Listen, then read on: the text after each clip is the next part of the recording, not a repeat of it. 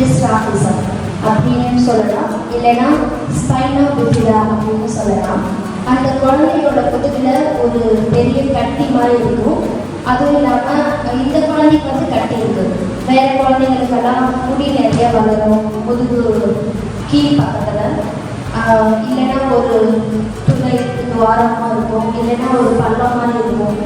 அந்த மாதிரி ஒரு டிஃப்ரெண்டான ஸ்பைனா பிஃபிடான்னு ஒரு நோய் வருது. அது வந்து பிறவி குறைன்னு சொல்லலாம்.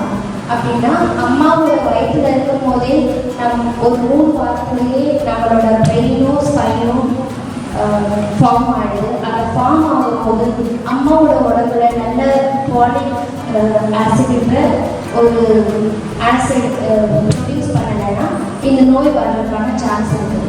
அது நோய் வந்து நரம்பு சம்பந்தப்பட்ட ஒரு நோய்.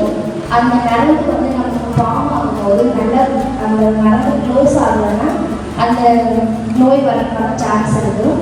அது வரும்போது குழந்தைக்கு வந்து அன்கண்ட்ரோலபிள் யூரின் பாஸ் ஆகிட்டே இருக்கும், இல்லைன்னா மோஷன் பாஸ் ஆகும், இல்லைன்னா லெக் பேரலிசிஸ், பிரெயின் ஃபீவர் அந்த மாதிரி வரதுக்கான சான்சஸ் இருக்குது.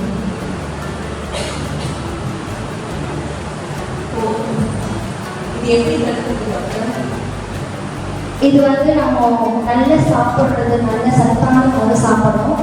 ஃபாலிக் ஆசிட் கண்டென்ட்டோட கீரை வகைகள், தானிய வகைகள், நல்ல வாழைப்பழம், அந்த மாதிரி ஃபாலிக் ஆசிட் கண்டென்ட்டோட உணவு வகைகள் சாப்பிடணும்.